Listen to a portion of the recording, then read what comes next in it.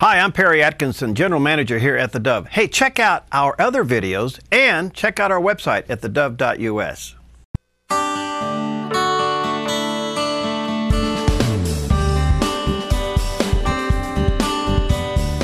Well, welcome to Focus Today. I'm your host, Perry Atkinson, and what a delight and an honor to have our own congressman in the studio with us today, Congressman Greg Walden. He heads up the Congressional District number 2 in the state of Oregon, which is larger than some states out there. Most states. Yeah, takes in 30 counties, and I don't know if you probably live in a car, don't you? Hey, you know, I do.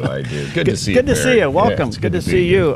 Boy, we got a lot to talk about. By the way, you are also the Republican, let me get this right, you are the Republican Congressional Committee Chairman. Yes, National Republican Congressional Committee. My job is to make sure Nancy Pelosi does not come back as Speaker of the House. Good. How's it going, pal? Yeah, it's going pretty well. Is it? 3 weeks from today, we'll all wake up and find out what actually happened. But the long and the short of it is, this is the 6th year of a president's term. It's often a referendum on that president and his policies. Right. And president even spoke the truth and said he's not on the ballot, but his policies are. If you look at the ABC poll that's out this morning or the Wall Street Journal poll, they both say president is in bad a shape as Bush was in '06. And is right teeter on the edge of it's his worst numbers, and people really are fed up with this administration and all its failures, and they're going to take it out on the Democrats at the ballot box. We still have to go earn it, but I'd say we're in pretty good shape. Now, you're in control of the House now. You're going to gain seats? I think we will. We have an aspirational goal to get to 245. We're at 233 right now. Wow. So that'd be about a dozen seat pickup. And the playing field's pretty small. There are only about 40 seats in play. Really? Probably less than that as of this morning. And so the Democrats are on full retreat. We're on offense. They're seeing what we're seeing, which is they're in trouble. Their party's in trouble. The plans, everything they've done, voters are rejecting. And, people are concerned. They're rightfully so. All right. Congressional approval rating, all-time low. How are you handling that? Those other 434 guys are rascals. You have to go earn it in your own district. As an organization, people are frustrated, and I'm frustrated. Yeah, you look at, there are only 8 members of the House that have passed more bills than I have. Only 8. Wow. And some of those are very specific to Oregon. Our forestry legislation, bipartisan. We've not passed it once. We've passed it twice. Senate hasn't taken it up. 3 times we passed our legislation for Bowman Dam, twice unanimously in the House. Once it was packaged up with other bills this fall, passed again. Senate won't touch it. So I'm frustrated too. You think it, and this is a little bit speculative, but if the Republicans take over the Senate, obviously your force bill could see the light of day. Yes. That's got to be a biggie for the district. Yes. And what does it say, Greg? What's it say? Well, it's pretty simple. Actually, it says we're going to go manage the forests. Good. Right. And for half the O&C lands, we'll put them in a trust to insulate them from frivolous lawsuits. We'll manage them under Oregon Forest Practices Act law, which is how private and county forests and state forests are managed. It's very reasonable, very thoughtful, very sensitive to the environment, but creates jobs. And we'll have Oregonians in charge of that management process with a fiduciary responsibility to actually actively manage that half of the O&C that would be in the trust. Now, the second piece is that we would set up expedited processes on all forests where you could more actively manage those areas that have been designated for active timber management. So we actually get the work done that the plans call for. And it would create or save 3,000 jobs and produce the revenues that our local communities, Jackson, Josephine, Klamath, need for basic law enforcement, teachers, roads. So it works for the communities, and maybe we wouldn't have choked air sheds and basins and valleys all summer long with smoke. Well, let's hope the Senate gets turned around, and I don't know, are you watching that from your perspective? I am, because there's some crossover in the states where we have competitive races. I think it's better than 50-50 right now. Republicans take the Senate, and if we do, we have to govern. We have to show the American people, and we can, and we will, that we have really good ideas to get America on track, to use America's great energy reserves, to build the Keystone Pipeline, to reform, repeal, however you want to describe it, Obamacare, and get back to where it's a patient-doctor relationship and not some bureaucrat in Washington making the decisions. But the president would still have the veto pen. He would. He would. Yeah. So then you have to be really smart about how you get it done. But you know, we've had 54 votes to repeal all or part of Obamacare. He has signed 9 of those bills into law. Really? Because we've just worked it through. There are a bunch of others pending. There are things that I've advocated to help our rural fire departments. One of which is they want to treat volunteers as if they're paid staff, which puts an enormous cost burden on. They'd have to provide insurance. We passed that unanimously in the House. That's a bill he'd have to sign if it got to his desk. Right. If there's a breach in healthcare.gov, one of the bills we passed unanimously said the government has to tell you your data's been stolen. Harry Reid won't let it come up for a vote. That would get signed by the president. And there are bigger issues, obviously. The biggest is probably the budget issues and the energy issues. Wow. All right, Cover Oregon, a big mess. I know that you kind of led the investigation on that. How's that going, and what impact would that have if the feds really do step in and say, hey, wait a minute, we want our money back? Right. So those are all issues. We asked the Government Accountability Office, the GAO, to do a full independent, fact-based investigation at Cover Oregon to figure out what went wrong, how did this happen, who is in charge, who should be accountable, how do we stop the waste, what are the implications of going to the national side. And by the way, I know my opponent says, oh, it's a partisan deal. No, it's not. Both our senators also asked for the same, unbeknownst to me. But really, the guy who started the investigation years before that was Dennis Richardson, who I hope's our next governor. Yeah. He was sounding the warning bell early on saying, in committee, there's a problem here. Governor, there's a problem. Look, $186 million wasted on a website that doesn't work. My opponent was on the Cover Oregon board during that period. And she said, well, the website works. It's just the public can't access it. Really? I thought when you build a website, Perry, you wanted one the public could access. So we got to find out what went wrong. And there are calls in Congress by people from other states saying, hey, that's our federal tax money you all wasted. Yeah. And so this thing gets a little dicey if we're not careful. All right. Boy, there's a lot of issues in Washington, and I don't know how you keep track of all of them. And a lot of scandals have come and gone and kind of got pushed aside. And I know that we're all very concerned on the international front, what's going on there. But let me come back to the VA issue. Yes. I know that you were very passionate working and trying to cut through that mess. How's that going? You know, I think we're making progress, but it's step by step. Just like a lot of things out of this administration, they played hide the ball. Yeah. They had separate lists. They didn't tell the Congress the truth. They didn't tell the veterans the truth. They misled the people and the veterans who needed care. Said, oh no, they're getting access. Well, it turned out they had different lists, and you read about all that. Yeah. So we did a couple of things. We gave the Secretary of Veterans Affairs the hire and fire authority over senior managers. If it hadn't been our veterans, we never would have gotten that done. But now you can hold somebody accountable who's actually in charge. And so he now has that authority. Second, we said that veterans who have waited more than 30 days, there will be an off-ramp to go get care. Third, we said, let's try and figure out how to get to a model where you get care in your own community. Now here in Southern Oregon, we were able to help save Source, the Southern Oregon resource and clinics. And that's been a big deal. And they've discovered they had a diamond in the rough. Now they're improving the facilities. But not everywhere has that access. So where we don't, out in the rural areas, why don't we let our veterans just go see their local doctor and their local hospital? Do you think a voucher system for vets will ever be about? There's a pilot, in effect, in this bill for those who have been denied access to care for a certain length of time. So we're able to test out and figure out the right model to get simple. there. Oh, I know. I mean, simple doesn't work in Congress. No, it doesn't. No, especially in the bureaucracy. There are a lot of vested interests in that bureaucracy that don't want to give up what they have. Yeah. Our goal should be, how do we take care of the people who took care of us and protected our freedom? That's where we should start the discussion. And how do we do that in an expedited way so they get care sooner and in a way that's affordable? Those two things have to always be in balance. But we can do that better than it's happening today. All right, let me take a break here, Congressman. When we come back, there's a lot to talk about on the international scene. I'd like to hear your perspective about our so-called war on terror, right, and some other issues. We'll be right back with Congressman Greg Walden.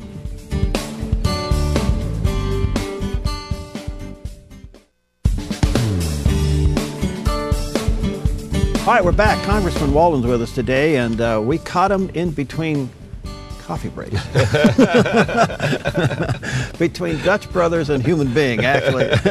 Anyway, got the Dove coffee there right we go. Here. There you got whoever the best that is. There you go. Thanks for being with us, Congressman. And I know you're hot on the trail and got a lot going on. The war on terror. You know, we're sending troops to fight Ebola, but we're not sending troops to fight terrorism. What's going on here? From your perspective, you see it all. And we got people that want us dead. It's pretty simple. They want us dead, and they want Israel pushed into the sea. Yes. Why can't we get this? Yeah.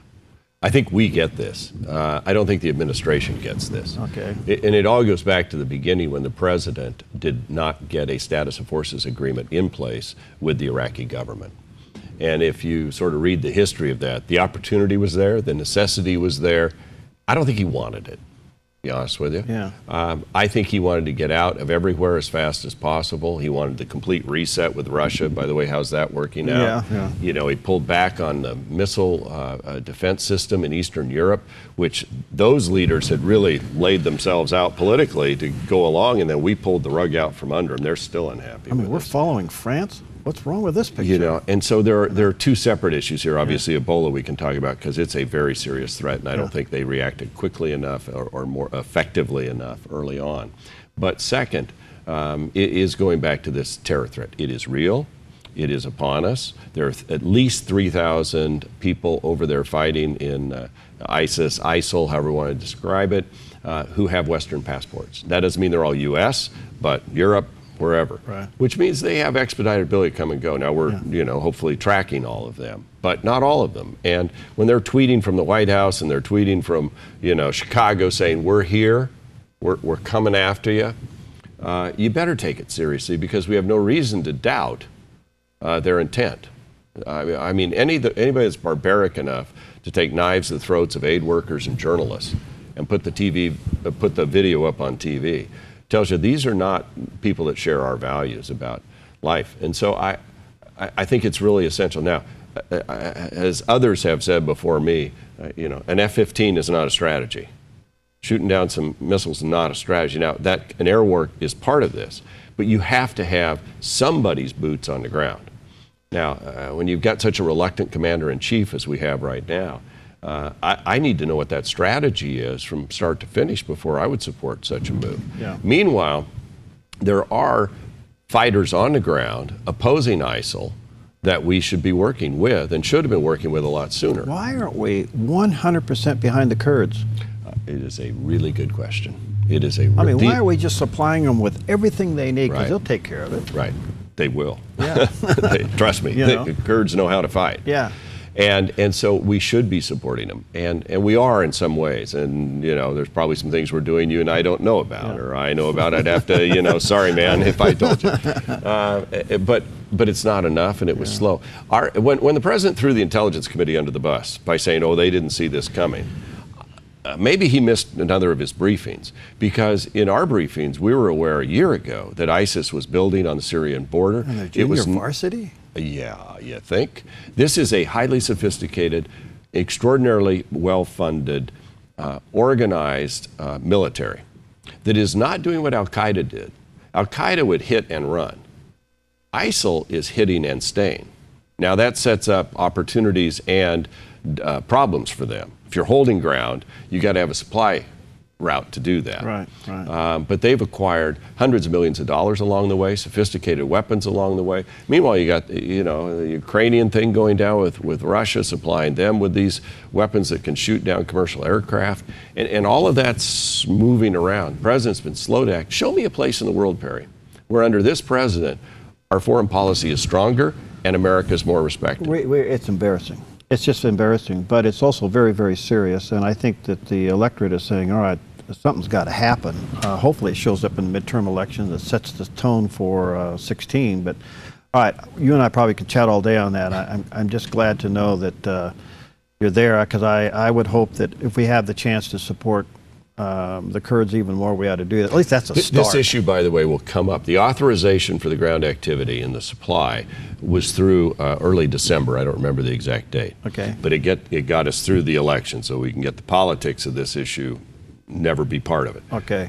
We'll come back in December in the Congress, and we'll have another opportunity to have the president actually present us with a real-life strategy and how he's going to achieve what he's going to achieve.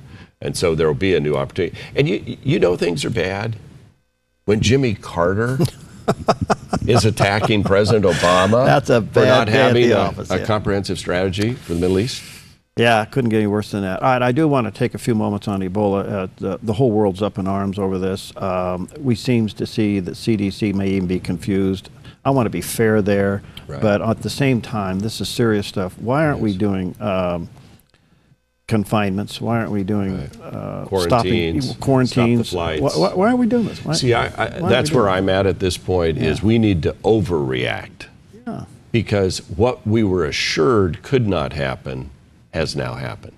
We were assured that if no one would show up with Ebola here. B, if they did, we knew how to contain and control it. Now we don't have just one nurse who has been diagnosed with Ebola at Presbyterian Hospital in Dallas. Now today we learned there are two, and it may expand beyond that. And this is a game of math at some point.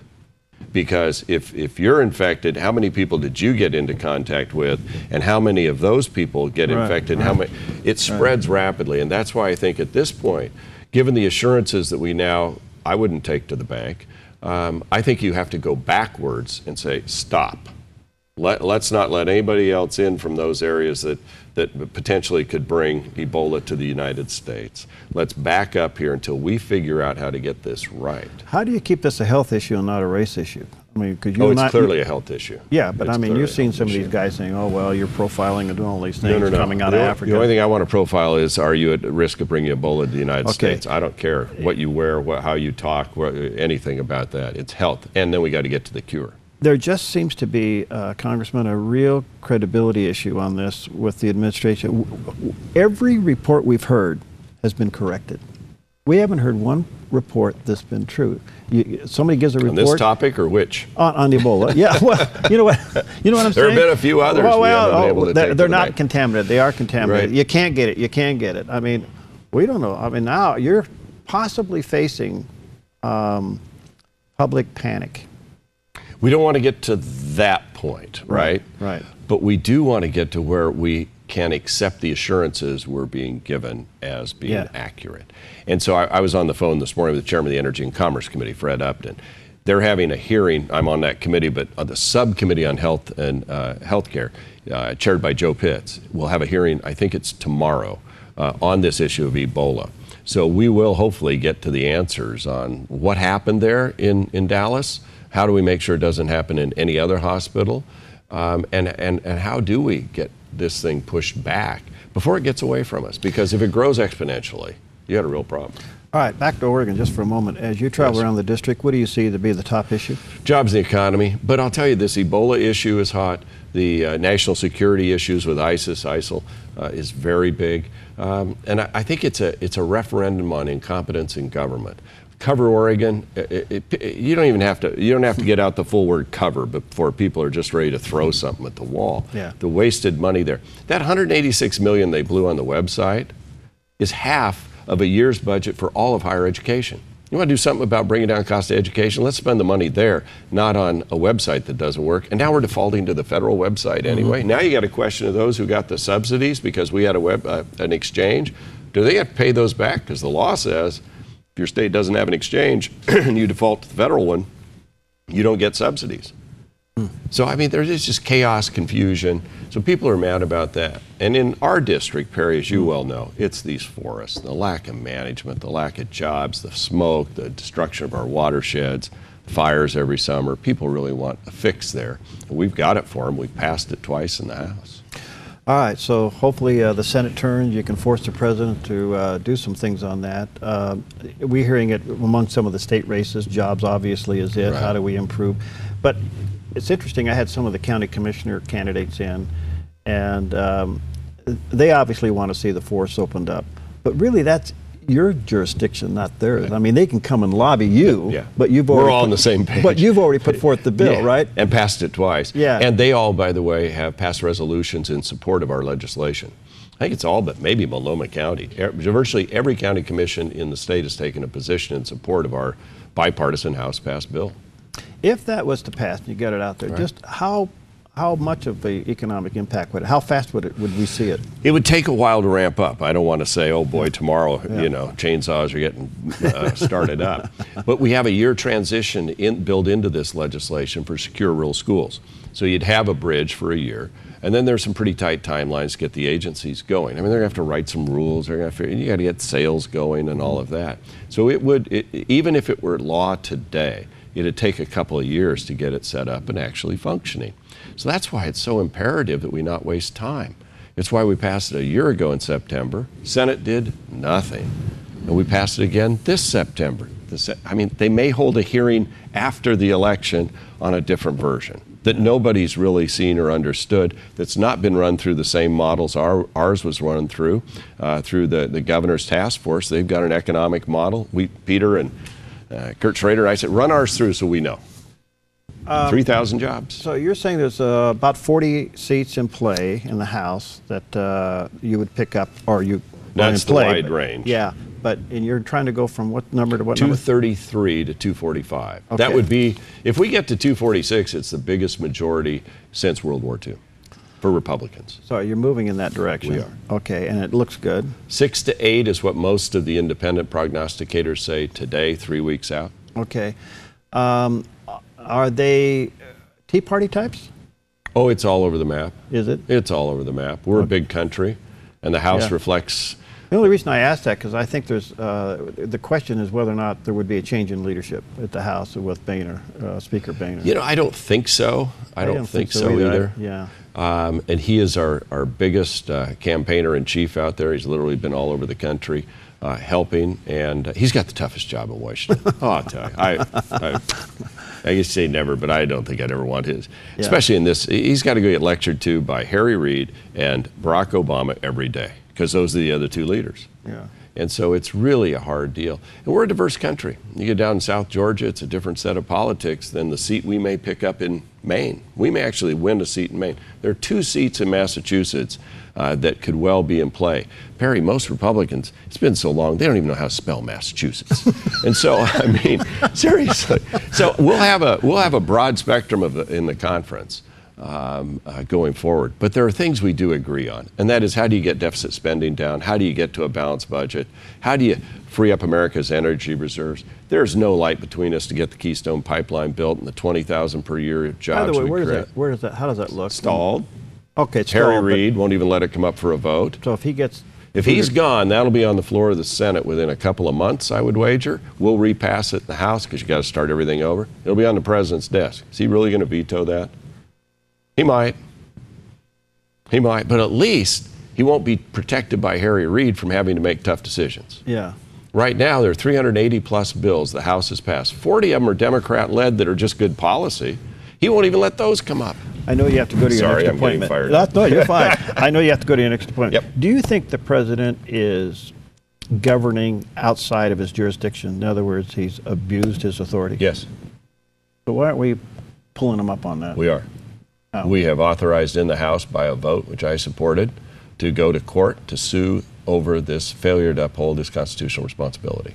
It is the one area where we have a ray of hope to actually get a victory. And it's over the issue of, well, I don't know if they've identified which one yet, but it's probably over an issue involving health care and Obamacare, where he wrote the law, right? He signed it in, and now he's tried to change it on his own. And that's not the way democracy works under our U.S. Constitution. What about just executive order abuse? Same issue. Same issue. We can go there. But it's so hard to stop. That's what we're learning, is the president has a lot of power. And if he has an attorney general like Eric Holder, by the way, good riddance, Eric Holder. Bye-bye. Bye-bye. Yeah, I see where he's going to delay whoever that's going to be until after the election. Just like they're delaying telling you what your insurance premium is going to be on Obamacare until after the election. You can go on the website, start picking plans. You just don't know what they're going to cost. Yeah. Wow. Nice to see you. Very good to be with you. Keep up the good work. Thank I know you. that you do a lot of travel. You're on a tight schedule. And let me just say, contact him if you got any questions or concerns. He's got great offices. He's got one here in Medford, one in Bend, one in LeGrand, and part-time in Hood River. Part-time in Hood River. That's called his wife. And then yeah, she does tap me every once in a while. And then, but she has no contract. She is not. Oh boy, isn't that a mess? Yeah. Isn't that a mess? with our own supposed First Lady. Thank you, Congressman. You bet, Perry. Okay, we'll be right back.